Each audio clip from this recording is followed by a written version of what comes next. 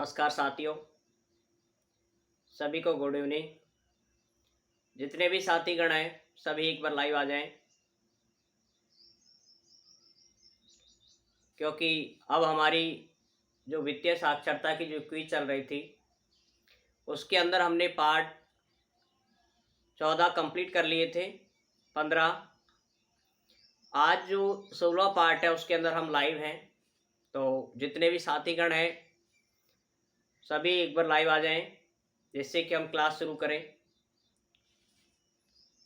Comments कर दें अपना नाम और अपने जो जहाँ के आप हो उस जगह को आप कमेंट्स कर दें। सबसे पहले उन सभी विद्यार्थियों को हार्दिक शुभकामना जिनकी अच्छी रैंक आई है। फर्स्ट रैंक आई है जिसमें अनीता सोनी है, एक टेक्निकल के नाम से भी है सुमित है, और एक दो साथी और हैं जिनको क्या नाम मुझे ध्यान नहीं है, लेकिन 6-7 का है जिनकी फर्स्ट रैंक आई है। उन सभी को बहुत बहुत बधाई। और उनके लिए जो डिस्ट्रिक्ट लेवल है और स्टेट लेवल है कि उस एग्ज़ाम में भी आपको अच्छी सफलता मिले। तो साथीगण हैं सभी, आज हमारी इस वीडियो के अंतर्गत हम वित्तीय अखिल भारतीय, पहले तो आपको ये चीज़ बता देता हूँ, इसका जो पूरा है नाम वो है अखिल भारतीय वित्तीय साक्षरता प्रश्नोत्तरी 2023। ठीक है, ये जो है इसके अंदर आपको RBI, reserve bank of India, ठीक है, रिजर्व बैंक ऑफ इंडिया, इसने इस प्रतियोगिता को शुरू किया है। ठीक है, लेकिन क्यों किया है इसके पीछे का रीजन इस वीडियो के अंतर्गत हम जानेंगे। अब हम हमारी सभी साथी आ गए। ठीक है, अब देखो, अब आप सिर पे यहाँ पर ध्यान देंगे क्लास की तरफ कि आज थोड़ा सा वीडियो थोड़ा हल्का लंबा हो सकता है, आधे घंटे तक का हो सकता है लगभग, लेकिन आप जिनको समझना है, जो साथीगण समझ रहे हैं, इतने दिन से वीडियोज को देख रहे हैं, लेकिन उनमें सिर्फ मेरी एक वॉइस ही सुनाई दे रही है आपको, आवाज़ ही। आज आप लाइव देख रहे हो तो ज़्यादा कुछ हमें भी खुशी हो रही है कि आप सभी को देख करके। तो आज इसके अंदर देखो कि क्या है, वित्तीय साक्षरता क्यों शुरू की गई है, क्या इसका हमारे भावी जीवन में उपयोग है, क्यों हमें ये जरूरी है। ठीक है, ऐसी क्या जरूरत पड़ी कि हमें एग्जाम से बेहतर इन चीज़ों को बीच में ला दिया। तो इसके लिए आप देखो सबसे पहले कि जो ये आरबीआई ने सोचा इसके अंतर्गत कि हमें क्या आवश्यकता पड़ी। पहली है क्या नीड, आवश्यकता, क्या हमारी नीड है, क्या हमारी आवश्यकता है जिसके कारण हमें ये प्रतियोगिता, इस वित्तीय साक्षरता की शुरुआत करनी पड़ी। देखो, आवश्यकता क्या है, प्रत्येक व्यक्ति के जीवन की कुछ आवश्यकताएं होती हैं, ये आपको पता है। इसी तरह हमारी भी कुछ आवश्यकताएं हैं। जैसे व्यक्ति बाजार जाता है तो उसके लिए साथ उसको जाने के लिए क्या चाहिए, मोटरसाइकिल,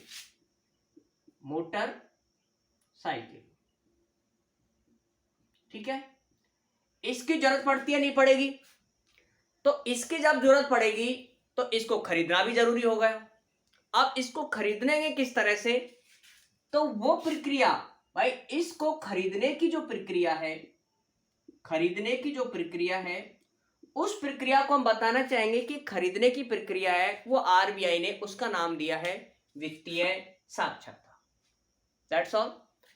अब यहां पर देखें, आप क्लियर समझ आया होगा आपको कि व्यक्ति की आवश्यकता की पूर्ति करने के लिए आपको मोटरसाइकिल चाहिए, लेकिन मोटरसाइकिल ऐसे तो आ नहीं सकती बिगर पैसे के। ठीक है, तो वो आने के लिए आपको क्या चाहिए, खरीदने के लिए। अब आपको पता है खरीदने के लिए किसकी जरूरत पड़ेगी, रुपए की। और रुपए कहां से आएंगे, भाई रुपए भी आने के लिए कुछ होगा। इसके लिए आपको क्या चाहिए, आमदनी, भाई कुछ रिसोर्स चाहिए। आमदनी आपको किन किन से मिल सकती है, भाई गांव के लोग हैं तो कृषि से मिलेगी, छोटे छोटे सूक्ष्म उद्योगों से मिलेगी, ठीक है, और कुछ घरेलू वर्क, ठीक है, जैसे गांव में कुछ घरेलू वर्क होते हैं उनके द्वारा भी थोड़े बहुत पैसे कमा सकते हैं। ठीक है। तो इस चीज से यहां पर आपको जरूरत पड़ेगी आमदनी की, इससे आमदनी हो गई।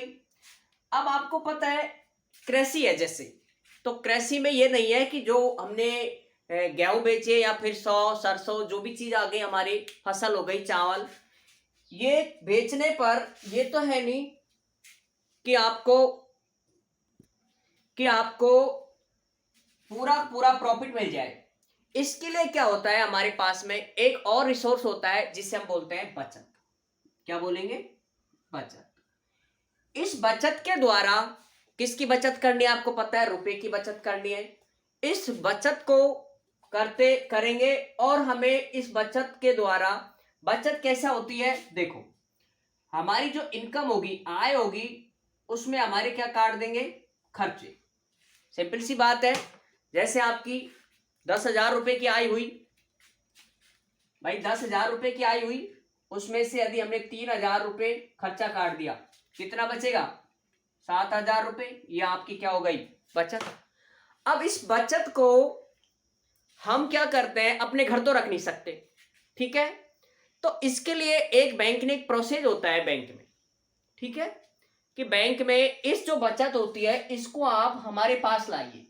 आरबीआई ये कहता है कि इस बचत को हमारे पास में लाइए, हम आपकी आवश्यकता को पूरी करेंगे। आवश्यकता क्या थी हमारी? मोटरसाइकिल। अब इसे पूरी किस तरह से करेंगे इसके बारे में यहां पर आपको बताता हूं मैं, ठीक है। देखो यहां पर थोड़ा सा समझे कि इसको किस तरह से पूरी करेंगे। देखो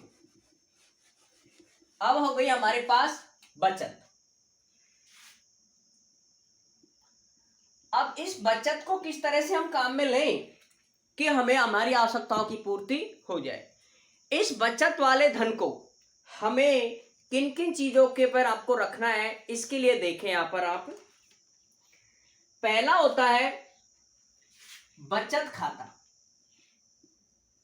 आरबीआई कहता है, RBI reserve bank of India कि कहता है कि आपकी बचत को हमारे बचत खाते में जमा कराओ। किसके रूप में?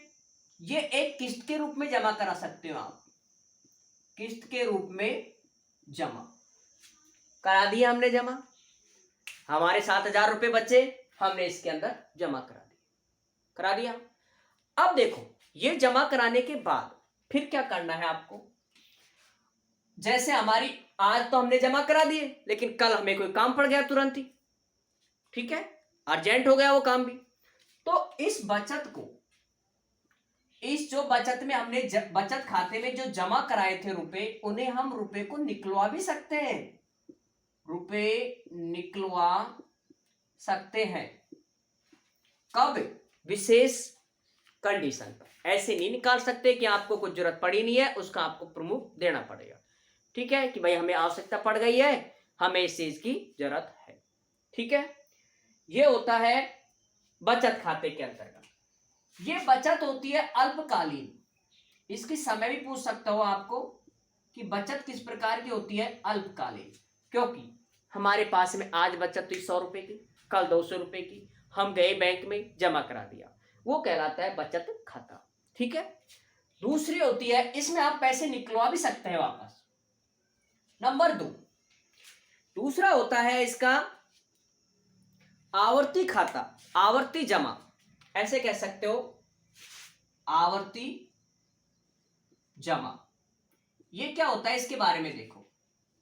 आवर्ती जमा है यहां पर, तो आवर्ती क्या होता है, इसके अंदर आप देख सकते हो यहां पर कि जो रिकरिंग डिपॉजिट होता है, बताता हूं मैं आपको इसके बारे में। देखो ये होता है रिकरिंग डिपॉजिट।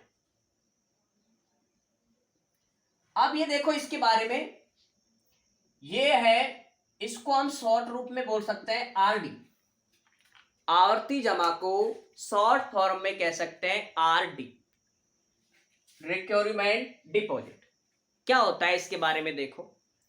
इसमें क्या होता है, आपको किस्त के रूप में जमा कराना तो है ही, आपको किस्त के रूप में रुपए जमा कराने होते हैं। जमा कराने होते हैं। ठीक है, अब इसके अंदर आपने जमा तो करा दिए, लेकिन फिर भी आपको यहां पर एक चीज ध्यान रखनी है कि इसमें पैसे निकालने की अनुमति बिल्कुल नहीं होती है। इस चीज का आप विशेष ध्यान रखो कि आवर्ती जमा में आपको पैसे निकालने की अनुमति नहीं होती है, अनुमति नहीं होती। ठीक है, तो इसलिए आवर्ती जमा हम ऐसे नहीं करा सकते आरडी, इसके लिए हमें विशेष सोच समझ करके कार्य करना होगा, क्योंकि ये अगर हमने जमा करा दिए तो फिर आपका उसको वापस निकलवा पाना संभव नहीं है। ठीक है, जबकि बचत खाते में आप रुपए निकलवा सकते हैं। अब ये किस्तों के रूप में जमा कैसे करा रहे हैं, इसके पीछे क्या रीजन है? आपको पता है मोटरसाइकिल जैसे आ गई 90,000 रुपए की, आगे 90,000 रुपए की। अब 90,000 रुपए हमारे पास में एक साथ तो जुड़ नहीं सकते, इसलिए हम क्या करते हैं, थोड़ा थोड़ा करके, जैसे अभी हमारे 7,000 रुपए की बचत थी, 7,000 हमने जमा करा दिए, फिर अगले महीने भी हमने 7 जमा करा दिए, फिर अगले महीने भी 7 जमा करा दिए। तो इस तरह से ये किस्त जमा होती रहेगी, और जैसे ही आपका 90,000 के लगभग आपका अमाउंट हो जाएगा, फिर आप सीधा क्या कर सकते हो, मोटरसाइकिल खरीद सकते हो। देखो, छोटी छोटी बचत से आप मोटरसाइकिल इजीली खरीद सकते हो। इसलिए आप इस चीज का विशेष ध्यान रखेंगे कि ज्यादातर इन अल्पकालीन, और ये भी थोड़ा सा दीर्घकालीन हो सकता है, लगभग मध्यकालीन, बीच का असर रहता है इस आवर्ती काल का भी। ठीक है, और इनमें जमा कराने पर हम अपनी आवश्यकताओं को पूरी कर सकते हैं, ये आरबीआई कहता है। ठीक है, अब इसके बाद एक और होती है एफडी, जिसका नाम आपने सुना होगा काफी। एफडी कराते हैं लोग एफडी, यहां देखो एफडी, एफडी को बोलते हैं बेटा जमायादी। इसका नाम देखो थोड़ा सा, एफडी का नाम होता है यहां पर सावधि जमा।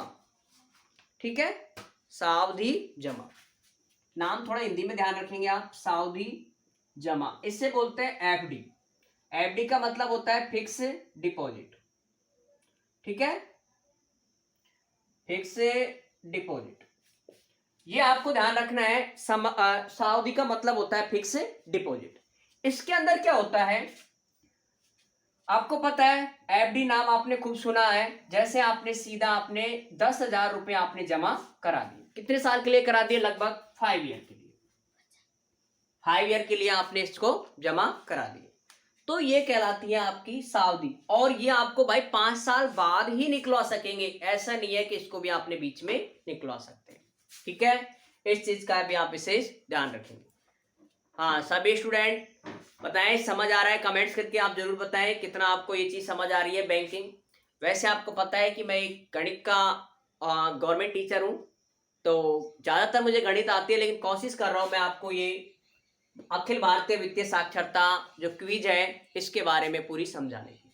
ठीक है, आपके जो टॉपिक है उनमें पहला जो टॉपिक है उसको नाम है बैंकिंग। बैंकिंग, और उस बैंकिंग में ही ये सारी चीजें मैं आपको बता रहा हूं। ठीक है, इसे आप अलग अलग नोट करें, अलग अलग ध्यान रखें, अपने नोट्स को रेडी करें। आपकी जो पीडीएफ वो जो साइट दे रखी है उसके अंदर आपको ये सारी चीजें डिटेल्स मिल जाएगी। ठीक है, आगे देखो, ये चीजें होने के बाद अब हमारा बैंक कहता है आरबीआई कि आपने ये चीज जमा करा दी, फिर आप सीधा 5 साल बाद निकलवाओ और मैं सीधा आप मोटरसाइकिल खरीद सकते हो। ठीक है, तो इसलिए आरबीआई इस चीज को बार बार कहता है कि आप बचत करना सीखो, क्योंकि बिना बचत के, ध्यान रखो यहां पर मैं इसको मिटा रहा हूं, या आप नोट कर लेना कि बिना बजट के, बिना बचत के, बिना बचत के आप कोई भी चीज जीवन में नहीं खरीद सकते।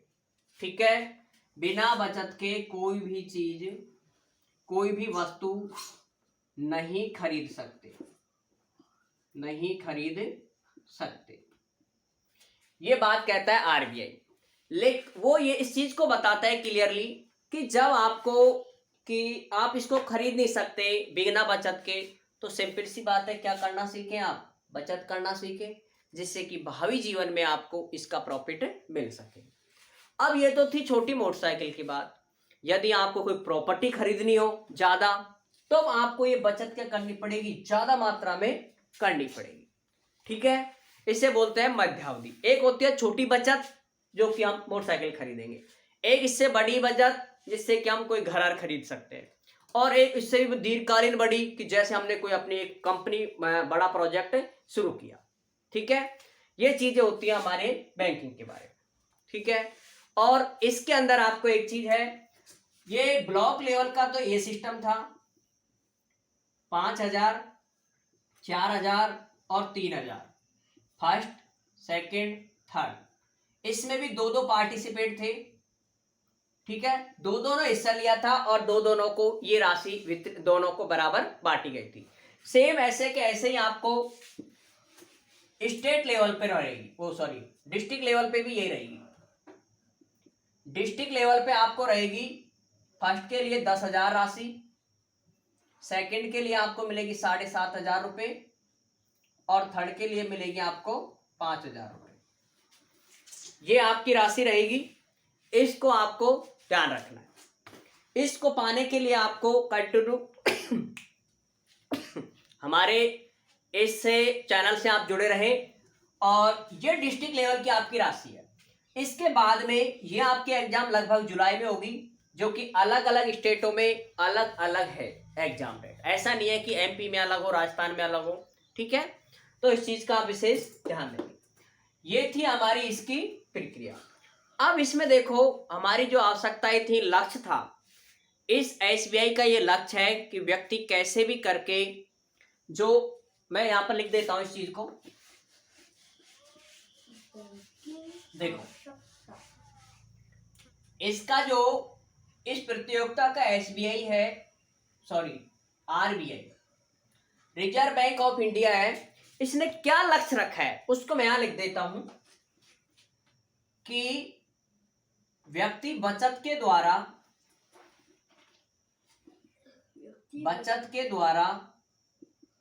अपनी आवश्यकता की पूर्ति कर सकता है, कर सकता है। लेकिन इसमें क्या होना जरूरी है, बचत। अगर व्यक्ति ने बचत करना नहीं सीखी तो वो अपनी आवश्यकता की पूर्ति नहीं कर सकता। ये चीज आरबीआई बार बार इस वित्तीय साक्षरता से बता रहा है कि बचत करना सीखें। ठीक है, इसका मेन उद्देश्य है बचत करना सीखे, जिससे व्यक्ति आत्मनिर्भर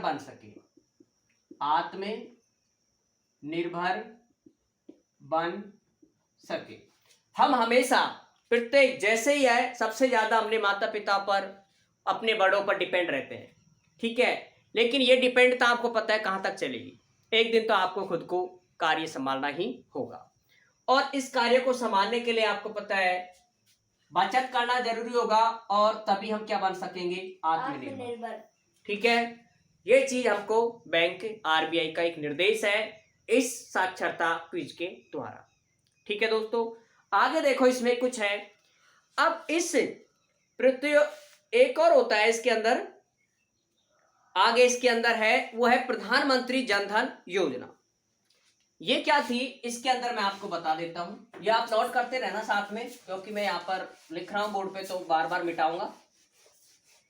देखो, प्रधानमंत्री जन धन योजना।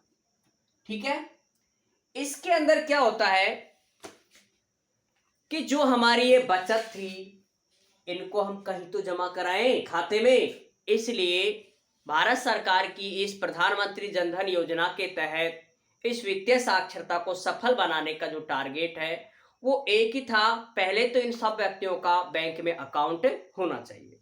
ठीक है, तो ये है एक वित्तीय समायोजन की एक पहल थी ये प्रधानमंत्री। इसकी शुरुआत थी बेटा 28 अगस्त 2014। ये आप डेट याद रखेंगे, 28 अगस्त 2014 को प्रधानमंत्री जन धन योजना शुरू की गई थी। ठीक है, इसका जो मेन उद्देश्य था वो था बैंकिंग खाता। बैंकिंग खाता, कि सब व्यक्तियों का बैंक में खाता होना जरूरी है। तो इसकी जो लोगो है वो आप ध्यान रखेंगे, हर घर से लेकर हर प्रौढ़ व्यक्ति के लिए, ये आप याद रखेंगे, हर घर से लेकर हर प्रौढ़ व्यक्ति तक, हर प्रौढ़ व्यक्ति तक बैंक खाता खोलना, खुलवाना या खोलना, एक ही बात है। ठीक है, कि प्रत्येक, चाहे वो बूढ़ा हो, चाहे जवान हो, चाहे बच्चा हो, कैसा भी हो, उसका खाता किसमें होना चाहिए? बैंक में। ये किसका संदेश है, किसका लोगो है? प्रधानमंत्री जन धन योजना का एक संदेश है कि प्रत्येक घर में प्रत्येक व्यक्ति का खाता होना अनिवार्य है, जिससे कि वो अपनी बचत को इस बैंक में जमा करा करके भावी जीवन की जो आवश्यकताएं हैं उनको पूरी कर सके, उनको, जिससे कि वो आत्मनिर्भर बन सके। ठीक है, तो हमारा ये जो मेन उद्देश्य था वो यही है कि कैसे भी करके बचत करना सीखे और भावी जीवन को हम अच्छे से आत्मनिर्भर बन सके, जिससे कि हमें किसी के ऊपर हाथ फैलाने की जरूरत नहीं पड़े, किसी से मांगने की आवश्यकता नहीं पड़े। ठीक है, तो ये थी हमारी इसके अंदर योजना है। अब इसके अंदर देखो क्या था, मेन पॉइंट याद रखना है, इसमें जो दुर्घटना बीमा है, दुर्घटना बीमा है, वो 1 लाख रुपए से लेकर, पहले 1 लाख रुपए था, अब वो कर दिया 2 लाख रुपए। एक तो ये थोड़ा सा मस्ट क्लूज है इसका, कि प्रधानमंत्री जन धन योजना में दुर्घटना बीमा एक की जगह कितना लाख का मिलता है? 2 लाख का। ठीक है, इसके अलावा ये एक वित्तीय समायोजन की एक पहल है। ये जो प्रधानमंत्री योजना है ये एक वित्तीय समायोजन है, वित्तीय समावेशन। इसके अंदर वित्तीय खाता होता है, प्रत्येक व्यक्ति की बचत होती है। ठीक है, और इसके अलावा आपको पता है यहां पर जो बैंक खोले जाते हैं, खाता खोला जाता है बैंक में, उन सबका डाटा भी ये इस बैंक जो प्रधानमंत्री जन धन योजना है इसके तहत भी आप कर सकते हैं।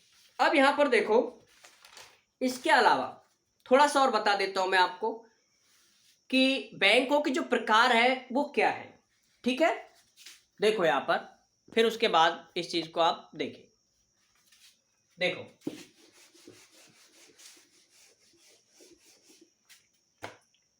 एक होता है सार्वजनिक बैंक, दूसरा होता है निजी क्षेत्र, और तीसरा होता है क्षेत्रीय ग्रामीण, क्षेत्रीय ग्रामीण। ठीक है, आपको पता है इस चीज का कि मैं एक गणित का अध्यापक हूं, लेकिन इस चीजें मुझे कुछ चीजें देखने की जरूरत होती है, इसलिए मैं कुछ चीजें आपको गलत नहीं बता करके, चाहे देखकर बताऊं, लेकिन उस चीज को मैं गलत नहीं बताना चाहूंगा। ठीक है, सार्वजनिक बैंक कौन कौन से होते हैं? ये 3 प्रकार है, और ये प्रकार है पारंपरिक वाणिज्य बैंक के, पारंपरिक वाणिज्यिक बैंक। इसके 3 प्रकार है, सार्वजनिक, निजी और क्षेत्रीय ग्रामीण बैंक। इससे प्रश्न आपको एग्जाम में मिल सकता है कि सार्वजनिक बैंक में कौन कौन से आते हैं। तो इसमें जो बैंक आते हैं वो आएगा बेटा आपका SBI, BOB, bank of Baroda और PNB। ये 3 बैंक होते हैं, ये 3 बैंक ही सिर्फ सार्वजनिक क्षेत्र में आएंगे, अर्थात इसका जो पैसा है, समझ रहे हो, सार्वजनिक का मतलब इसका जो इसका प्रॉफिट है वो किसको जाएगा? भारत सरकार को, भारत सरकार को इसका प्रॉफिट जाएगा। निजी क्षेत्र होता है जिसके अंदर आपको पता है ICICI बैंक होता है, एक्सिस बैंक होता है, HDFC बैंक होता है, ये सारे बैंक होते हैं। इसका जो पूरा प्रॉफिट है वो इसके अंदर जाएगा, जो प्रॉफिट है पूरा वो जाएगा आपका निजी क्षेत्र को। निजी क्षेत्र का मतलब होता है जिस व्यक्ति का ये बैंक है, जिस व्यक्ति ने इसको अफोर्ड कर रखा है, खरीद रखा है, उसके शेयर इसको सबसे ज्यादा जाएंगे, जबकि इसके किसको जाते हैं? तीनों बैंकों के, भारत सरकार को। और एक होता है क्षेत्रीय ग्रामीण बैंक, इसके अंदर आपको वो बैंक आ जाते हैं जो कि गांव में इस चीज को करते हैं, जैसे किसान वर्ग, सीमांत मजदूर, सीमांत मजदूर, किसान वर्ग, ठीक है। इनको क्या है, ऋण देने के लिए गांव में छोटी छोटी एक कॉमर्शियल सोसाइटी होती है जिसे हम सहकारी बैंक कह सकते हैं, सहकारी बैंक। ये इनके अंदर सीमांत किसान और मजदूरों को ऋण देने का कार्य करते हैं, ठीक है। तो ये इस प्रकार की प्रक्रिया होती है बैंकों की प्रणाली में, ठीक है दोस्तों। तो आज के वीडियो में इतना ही, और फिर मिलते हैं आपको नेक्स्ट वीडियो में। फिर देखें आपको कितना आपको समझ आया, कमेंट्स करके आप जरूर बताएं। यदि आपको थोड़ा बहुत समझ आया, अच्छा लगा वीडियो, तो इस तरह के आपको लाइव क्लास लेंगे, नहीं तो आपको जो आपकी वो चल रही है क्विज प्रतियोगिता वही जारी रखेंगे। तो जैसा भी है, किस तरह का व्यू रहेगा आपका, उसके बाद ही डिसाइड होगा कि आपकी और लाइव क्लासें ली जाए या फिर नहीं ली जाए।